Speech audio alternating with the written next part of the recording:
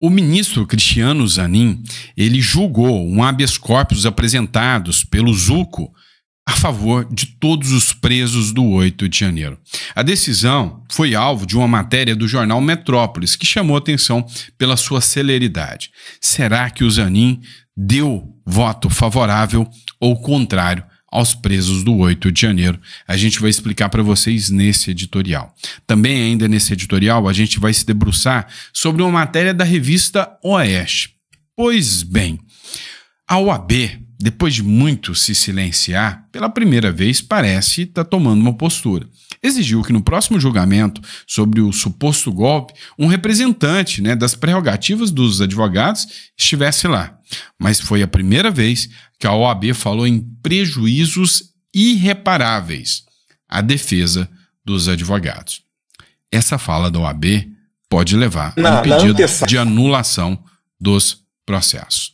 Vamos falar também sobre uma matéria do Eduardo Bolsonaro, onde ele afirma, que as sanções já estão preparadas para o ministro do Supremo, Alexandre de Moraes, mas não só para ele. Ele não será sancionado sozinho se depender da visão dos congressistas norte-americanos, tá? Então a gente vai falar sobre isso aqui também.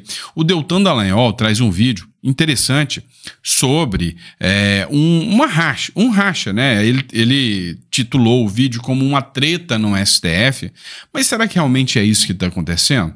A gente vai explicar para vocês aqui sempre com muita imparcialidade e com os pés no chão, tá? Nós vamos conversar sobre isso aqui com vocês. Vamos falar de vazamentos de dados também, de uma plataforma e um aplicativo, e vamos falar também da questão do governador do estado de Goiás, Ronaldo Caiado, que lançou a sua candidatura, e a gente precisa tratar disso aqui, porque ele ganhou apoio, ganhou o apelo de algumas figuras públicas aí da política. Mas será que ele emplaca? Pois é, a gente vai falar sobre tudo isso aqui. Então, óbvio, não esquece de se inscrever no canal, curtir, compartilhar, isso ajuda bastante o nosso canal a trazer mais conteúdo para vocês. A gente está com a meta rumo a 1.800.000 seguidores. E eu sei que a gente consegue chegar lá. Então, não esquece de participar aí com a gente. Se não é inscrito, inscreva-se no canal, tá bom? Talvez um dos canais mais sincerões da política hoje em dia, Mas é sério, vamos lá, pessoal. Brincadeira à parte, você que não conhece a nossa biblioteca digital, recomendo demais que você conheça a nossa biblioteca digital, com ótimos livros para você. Você que gosta de política, grandes nomes da direita mundial, é um livro muito bom, bem recente, tá? Então, para você que gosta, está disponível, você faz o download aqui, vai fazer o pagamento aí do valor que você acha justo e tem uma boa leitura aí para esse final de semana, tá bom? Vamos lá, pessoal. É o seguinte, o ministro do Supremo Tribunal Federal, Cristiano Zanin, ele negou o habeas corpus da oposição em favor dos presos do 8 de janeiro. Pois é, para quem esperava aí uma decisão positiva do Zanin, a decisão não veio positiva. O que é triste, Até porque o próprio Cristiano Zanin foi elogiado pelo Flávio Bolsonaro quando o Flávio Bolsonaro votou a favor de colocar o advogado do Lula como ministro do STF. Ele elogiou o posicionamento garantista do Cristiano Zanin. O posicionamento garantista é de sempre fazer uma interpretação favorável ao réu. Ele era sempre os advogados dos réus, Então, assim, é o posicionamento dele. Ele advogava para os réus e é o posicionamento garantista que o Flávio Bolsonaro, mesmo apoiou. Só que agora ele deu essa decisão contrário a esse posicionamento. Negou o habeas corpus, manteve a decisão dos demais membros da corte e os presos do 8 de janeiro permanecem presos, tá? Então, o Zucco tinha feito o pedido de habeas corpus, E a solicitação do habeas corpus era no entendimento de que todos deveriam ter a prisão domiciliar decretada, porque não justifica a prisão deles, não são pessoas perigosas do ponto de vista do Zucco. O Zanin entendeu que não cabe habeas corpus, originário para o tribunal pleno da decisão da turma ou do plenário proferida em habeas corpus, ou no respectivo recurso. Resumindo, negou seguimento com o mesmo argumento do Nunes Marques. O Nunes Marques já caiu um habeas corpus na mão dele também, e ele rejeitou. Segundo eles, não cabe, contra os ministros do Supremo, habeas corpus. Meu irmão, se um ministro supremo te mandar para cadeia, só sobra você rezar. Mas também justiça seja feita. De todos os ministros aí recentes do STF indicados, ou melhor, levando em consideração Flávio Dino, o Zanin, ou o Moraes, ou outros ministros que estão aí, Gilmar Mendes, o Zanin tem uma postura pelo menos mais recatada, né? Mais tranquila. Ou seja, ele toma suas decisões ali, não aparece em palanque como se fosse político. Não, ele vai lá, toma a decisão dele e fica na dele, né? Pelo menos é o mínimo que se esperava de um magistrado.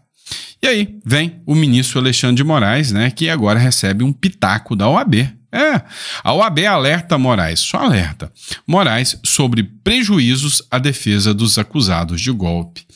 A OAB não deveria ter um papel de alertador oficial do STF. Ela deveria simplesmente recorrer a isso, defender os advogados, defender a prerrogativa e atuação dos advogados, notificar o STF para que corresse novamente atrás dos processos que foram alvos dos advogados que não tiveram nem acesso às provas. Advogados como o do Tagliaferro tiveram até as suas conversas quebradas. É uma vergonha. O presidente da Ordem dos Advogados do Brasil, Beto Simonetti, expressou preocupações ao ministro Alexandre de Moraes, do Supremo Tribunal. Para o advogado, a condução do inquérito sobre o suposto plano de golpe de Estado pode estar em curso de gerar prejuízos irreparáveis aos direitos da defesa dos acusados. Numa reunião nesta quinta-feira, Simonetti informou que advogados enfrentam dificuldades para acessar integralmente os documentos do processo, o que compromete a eficácia da defesa. São ilegais os processos. Os processos não observam o devido processo legal. Quando você vai tolir o direito de defesa, quando você tira, não é coisa de alerta, né? Então a OAB sabe disso. Não é coisa de alerta. Esses processos devem ser anulados. Todos devem ser anulados. Iniciar do zero, tá? Olha só, o Eduardo Bolsonaro fez uma publicação, né, na sua própria rede social de um trecho de uma entrevista que ele deu na Ouro Verde. O Eduardo Bolsonaro, né, o título é Eduardo Bolsonaro para cima de Moraes. Em entrevista, ele avisa que buscará sanções dos Estados Unidos contra Moraes, mas não só contra Moraes, contra os demais aliados do ministro Alexandre de Moraes. Olha só esse trecho da entrevista do Eduardo Bolsonaro que eu trago aqui para vocês. Se a gente conseguir sancionar o Alexandre de Moraes, não será apenas o Alexandre de Moraes. Outras autoridades brasileiras vão ficar ali na antessala à espera de uma avaliação das autoridades americanas para receberem também essas sanções. É muito comum aqui os Estados Unidos sancionarem não somente uma pessoa. Por exemplo, no caso do promotor do Tribunal Penal Internacional, o Karim Khan, ele foi sancionado e depois foi sancionado na sequência também todos os investigadores da equipe dele que trabalharam para pedir a prisão do primeiro-ministro de Israel, Benjamin Netanyahu. E isso daí foi feito com que argumento? Com o argumento de que o Tribunal Penal Internacional estava invadindo a jurisdição norte-americana. E nem Estados Unidos e nem Israel são signatários do acordo internacional, da Convenção Internacional, que gerou o Tribunal Penal Internacional. E o que a gente fala no Brasil? Que esse mesmo argumento pode ser utilizado quando Alexandre de Moraes proíbe que empresas americanas, como a própria empresa do Donald Trump, a rede social, a Truth Social, e a Rumble, inclusive compartilham os mesmos supercomputadores para rodar os seus vídeos. Quando o Alexandre de Moraes impede essas empresas de virem ao Brasil, que fala o seguinte, pode vir no Brasil, mas tem que bloquear o Terça Livre, Ola dos Santos, esse ou aquele, o Alexandre de Moraes ele está invadindo a competência norte-americana. E já tem ação nos Estados Unidos sobre isso também, né? Movida por advogados do Donald Trump. Olha a briga que o Alexandre de Moraes está comprando. Além do Elon Musk, né, da detenção do Jason Miller, tem essa briga aí contra o Trump. Quando o Alexandre de Moraes manda prender uma cidadã americana por conta de tweets que ela deu a partir do território norte-americano, isso também é uma invasão de competência. Então, a batata do Alexandre de Moraes está esquentando. E isso ocorre, é clássico. Todo ditador, antes de cair, ele cai por quê? Porque ele se acha todo poderoso, ele não enxerga limites, ele faz o que ele quiser. E o Alexandre de Moraes tem uma sede de vingança, uma sede de derrubar, né, esse movimento liderado pelo Jair Bolsonaro, que transcende a cognição dele, que vai além de um senso padrão, de um senso comum para dizer, olha, eu sou juiz do Brasil, mas o meu poder vai até aqui. Ele não conhece isso. Ele vai além e extrapola. E graças a Deus, assim é. Então, essa coleção de inimigos dele é o que certamente vai sujeitar ele a receber essas sanções. Quando Alexandre de Moraes recebe essa sanção, é um recado claro para o establishment de Brasília.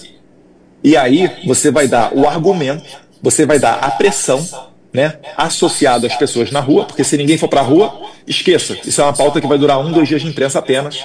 E a gente está vendo mais de ano as pessoas reclamando da anistia, então vai seguir adiante. Então as pessoas na rua e essa força vindo de cima, você certamente vai ter um presidente da Câmara, um presidente do Senado, que vai olhar para o STF e vai falar, ministros, todo respeito, mas não dá para seguir no mesmo caminho do Alexandre de Moraes. Está começando já uma pressão nesse sentido. A gente já vê uma divergência ali do Fux, já está começando nesse sentido. Mas assim, não é tão simples quanto parece, ainda tem muita água para rolar por debaixo dessa ponte. Não dá para chegar aqui com oba-oba, como eu vejo alguns canais falando e fazendo, que olha, vai ser assim, vai ser de imediato, vai mandar o pé na mesa e não sei o quê. Não é assim não. Isso aqui é uma batalha árdua. Os ministros do Supremo têm muito poder, com toda certeza. Então não é tão simples. Mas já há divergência, né? Vamos lá. Vamos olhar uma análise aqui do Deltan Dallagnol, né? O título que ele colocou foi Treta no STF, né? Falando sobre o ministro Luiz Fux. Mas eu queria que você ouvisse o vídeo do Deltan Dallagnol para que a gente possa dar um ponto de vista aqui. Acompanha comigo. É treta no STF. O ministro Fux está incomodando seus colegas do Supremo depois de ele confrontar o Moraes publicamente e afirmar que ele vai revisar aquelas penas exageradas como a da cabeleireira Débora. Atenção, que isso pode abrir espaço para a revisão de outras condenações do 8 de janeiro. E o mais importante, o Fux ele não está sozinho nessa não. Existem outros ministros que concordam com ele. Segundo a Folha de São Paulo, ministros reclamaram que o Fux acompanhou Moraes em quase todos os 500 casos do 8 de janeiro, mas agora, ao falar em humildade judicial e erros, ele mostra que ele estaria cedendo à pressão popular. Um deles disse até que o Fux costuma ser sensível à opinião pública em processos midiáticos e que normalmente ele é punitivista. Tem 2 pontos importantes aqui. Primeiro, dizem que o Fux quebra a unidade do STF, mas peraí. Não é um tribunal colegiado com 11 cabeças diferentes? Divergência normal, não é para todos pensarem igual. Senão era só deixar o Supremo Moraes decidir tudo e o STF se chamaria de Supremo Ministro Federal em vez de Supremo Tribunal Federal. Segundo lugar, alegam que ele se curva à opinião pública. Ué, e Moraes que recuou no caso da Débora por pressão popular, não se curvou à opinião pública também? Vamos ser justos, todos lá em cima eles tomam pressões em conta. E o Fux merece o reconhecimento por ele admitir erros e por ele decidir mudar os rumos. Chamou a atenção a frase dele de que debaixo da toga bate o coração. Mas não é só isso não. Segundo o Globo, o Fux ele não está sozinho nessa. Outros ministros do STF que não foram indicados pelo Bolsonaro também contaram a líderes do Centrão que eles gostariam de penas mais brandas para quem não cometeu vandalismo. Mas sabem por que não avançam? Porque o Moraes não dá espaço nem para conversa, segundo eles. Ou seja, eles sabem que está errado, eles estão decidindo errado, mas eles ficam calados por medo de desagradar o Moraes e manchar a imagem de unidade do STF. Só que esconder a verdade, julgar de modo injusto, não melhora a credibilidade do STF. Pelo contrário, nós precisamos de ministros que ergam a sua voz contra a injustiça e recuperar a confiança da sociedade no tribunal. Agora, uma coisa é verdade. Se o Fux realmente reconheceu o seu erro, ele precisa revisar a pena não só do caso Débora, mas de todos os outros 500 réus que foram condenados. Do contrário, a mensagem que ele vai passar é que debaixo da toga não há um coração, mas há, na verdade, um espelho. E a preocupação é apenas com a sua imagem num caso simbólico que gerou clamor popular. Agora me conta aí, você acha que os ministros que discordam de Moraes, eles deveriam também levantar sua voz, mostrar sua discordância, defender a justiça? Assiste a análise completa desse tema no meu canal do YouTube, compartilhe esse conteúdo com mais gente e assina a nossa página para você apoiar o nosso trabalho. Vamos lá, pessoal. Esse aqui foi o posicionamento do Deltan Dallagnol. Ele foi criticado por muitas pessoas aqui, dizendo que ele foi, vamos dizer assim, simplório, né? Um tanto quanto ingênuo de entender que há uma esperança em ver a atuação do Fux. Tá. É difícil você acreditar hoje numa mudança de postura do Supremo Tribunal Federal. E até pode haver esse entendimento de que há uma ingenuidade em acreditar disso. Mas é o que tem. É o que tem. Hoje o sistema, ele tá tão arraigado, ele tá tão bruto, que você não tem muito para onde ter esperanças, senão é como se fosse num campo, né? Você vê fagulhas ali de fogo ali, e é ali naquela fagulha que você acredita que pode surgir uma fogueira. Então, é aqui, né? É essa discordância do Fux que a pressão popular tem que atuar para que haja, né, realmente, né, uma dissonância ali do tribunal e que a justiça seja feita, tá? Vamos lá, pessoal, matéria importante aqui, ó, o TikTok tá vazando documentação e tá começando a gerar uma revolta em alguns países. Irlanda e China. O aplicativo TikTok foi acusado de enviar dados de usuários europeus para a China. E, de consequência, o comissário de proteção de dados da Irlanda pediu uma multa de 500 milhões de euros contra o TikTok. A empresa admitiu que os dados dos usuários podem ser acessados da China em certas circunstâncias, mas negou que as informações sejam enviadas rotineiramente para o país, né? Essa matéria foi do Telegraph, tá? The Telegraph. Irlanda aplicará multa de 500 milhões ao TikTok por enviar dados de usuários para a China. A penalidade ocorre 2 anos depois que a gigante das mídias sociais foi multada em 345 milhões por infrações semelhantes, né? Ou seja, é um modus operandi, não é à toa que está acontecendo uma treta, né, lá nos Estados Unidos com o TikTok, tá bom? Pessoal, vamos falar agora, né, do lançamento da candidatura que aconteceu ontem do Ronaldo Caiado. Pois é, o Ronaldo Caiado ontem ele lançou a sua candidatura oficial. O discurso, né, a bandeira dele é combate à criminalidade, é a maior bandeira que ele tem para utilizar hoje. Esse é um trechinho da fala dele, né? Sem dúvida alguma, um dos momentos mais importantes da minha vida. Sei da responsabilidade nesse momento. Escolhi sim a Bahia para falar com o Brasil. Bahia, que é a mãe do Brasil. Tá, por que a Bahia foi escolhida? Porque o discurso do Caiado é o combate à criminalidade. Qual é hoje o estado mais violento do Brasil? Bahia, né? Escuta só. Para mostrar ao povo que cada vez mais nós temos força para o enfrentamento do debate. Não sou homem de me curvar às ameaças e nem às dificuldades. Eu sou um homem que na minha trajetória política eu cresço na diversidade. Eu tenho mais força para o enfrentamento. Nós vamos para o debate e temos condições de reajustar e recuperar esse país. Pois é. Esse foi um trecho do discurso. Alguns abraçaram o discurso juntamente com Ronaldo Caiado, como, por exemplo, a figura do Sérgio Moro, que foi o primeiro, né, vindo do União Brasil, a declarar apoio. E tinham também deputados aliados do Bolsonaro lá no evento de lançamento do Caiado, né?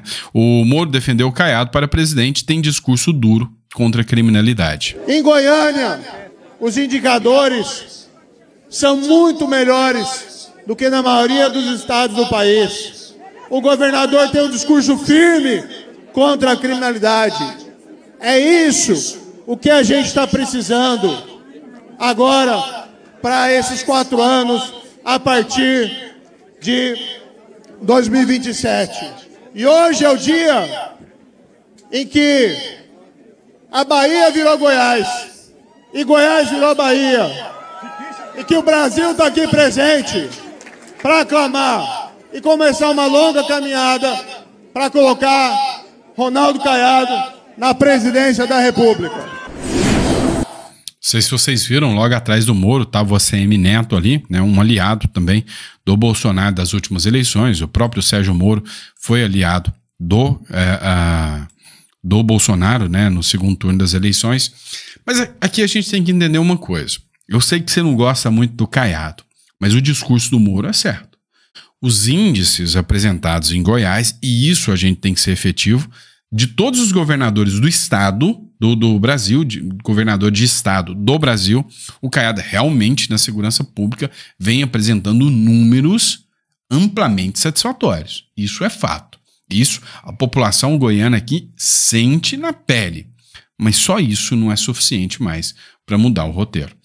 Mas é em cima disso que o Caiado vai bater. Olha só aqui também, na Bahia, o Bruno Peixoto, né, que a declaração dele aqui também sobre a questão do Caiado. Goiás é o número 1. Enquanto o governo da Bahia se aliou ao crime organizado, Goiás pôs o crime para correr, porque o governador tem coragem. Querido xará Bruno Reis, Goiás é o número 1 na educação. Ele está aqui. Em Goiás, de 41 deputados, 41, 30 deputados estaduais estão aqui. Sabe por quê? Governador Ronaldo Caiado tem credibilidade, honesto, caráter. E digo a vocês, muitos, querida dona Gracinha, diziam: Goiás ser o número 1 na segurança pública? Impossível. Goiás acabar com a corrupção? Impossível. Ser o número 1 da educação? Não tem jeito.